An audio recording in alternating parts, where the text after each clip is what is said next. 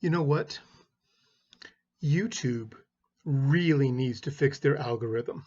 One of you sends me a link to a contemporary Christian music song, and my feed gets then inundated with contemporary Christian music when that is totally not my jam. And I click on one Tony Robbins video, and suddenly all my recommendations are all about personal motivation and business success. And I've noticed that many of these videos have the same title: Why Only 2% Succeed and the Other 98% Don't, or some version of that. So, against my better judgment, I clicked on one of these videos only to find out that I'm among the 98% who have not succeeded in life. So apparently, I need this guy's help. I don't have a multi-million-dollar business with multiple sales funnels. I'm not an influencer with millions of social media followers. I'm not well known beyond a fairly limited group, and I don't have a beautiful, adoring spouse, at least not yet. And because I don't have these things, I'm not living with intention. I am among the 98% who have not succeeded in life, apparently. I was feeling pretty good about my life until I learned that I was, nothing special. Of course, there's areas that I'm improving, my health, my education, my vocation, my relationships are in a constant state of growth. I don't measure success by outward adornments. I see creating value differently than what these videos were saying. Kind of like what Jesus was talking about in the crazy story of the workers in the vineyard that we hear from today. All workers receive the same pay, whether they worked all day or just 1 hour. And it is a crazy story. And I can hear the objections. Terrible economics. It reduces incentives for people to work. Why bother showing up in the morning when you can just sit around all day, show up at 5 o'clock, and collect the same amount of pay as those schmucks who spent all day in the hot sun working their fingers to nubs? God's economics are different.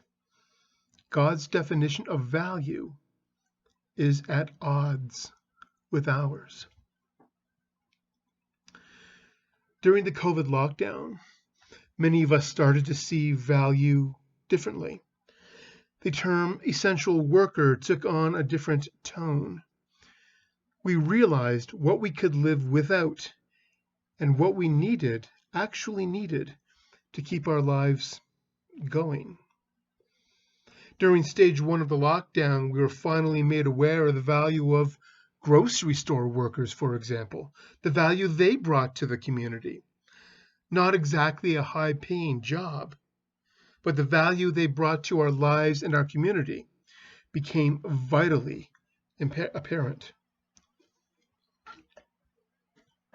In stage 1 of the lockdown, we began to get greater clarity of what is valuable to us. It reminds me of the meme that's been circulating on the internet that says something like this, like, we have to stop evaluating the economy by how well the rich are doing. And then the meme shows a homeless person on a park bench. As Jesus said, the last shall be first, and the first shall be last. The assumption is that meme is that we evaluate the economy by our aspirations to wealth rather than care for our neighbors. We evaluate the health of our community by how well those at the economic top are doing, rather than assessing the health of those we deem at the lower tier or even at the bottom. Because for many, poverty is seen as a moral failure, rather than just, lack of money or the result of someone being trapped in a system that is incredibly hard to break out of.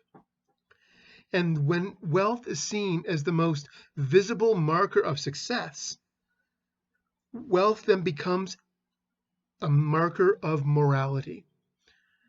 Because one of the things I've noticed in my doctoral research on the spirituality of money is that we place a tremendous amount of moral energy onto money, more than we realize and more than we want to admit.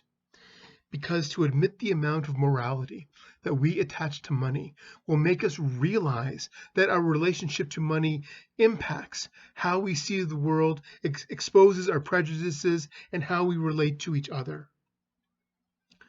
And the language we use reveals our biases towards money.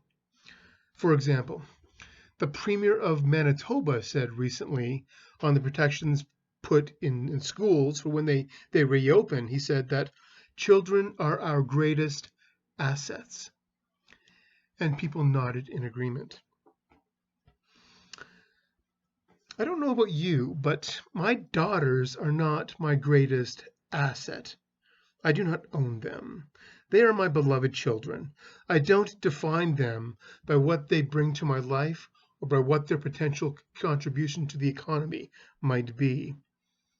And also, for example, when the power went out in Nova Scotia, the media reported the number of consumers affected, not the number of homes. The media defined the impact in economic language, not relational language. It could be that the media tried to find a more inclusive term to include businesses, schools, churches, etc.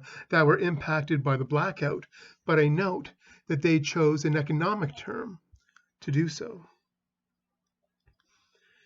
And people with wealth are deemed to have a greater sense of morality than those with less. We live in an economic world, but my worry is that we've allowed the economy to dictate our morality and our identity, rather than have an economy that grows out of our morality and our identity. Because that's what I think Jesus was getting at in this crazy story he tells. This story that Jesus tells shows us that human value doesn't come from what we contribute. Human value comes from the fact that we exist, that we have been created in love, for love. God is the generous giver of life and the creator of all that is. All that we have is a gift from our Creator to use wisely, faithfully, compassionately, and to put to use to build up the human family. That is the starting point for any conversation on economics from a faith perspective. An economy that dehumanizes people, putting people in service of the economy rather than the other way around, diminishes the intrinsic value that each person on this planet has as a creature created in God's image. And it's through this lens that Jesus' proclamation that the last will be first and the first will be last makes any sense. In God's economy, Jesus throws out our understanding of value and reminds each one of us that we are of immeasurable value just by being who we are. And who we are at our core are beloved children of God, created in love, for love. Everything else grows out of that. And may this be so among us. Amen.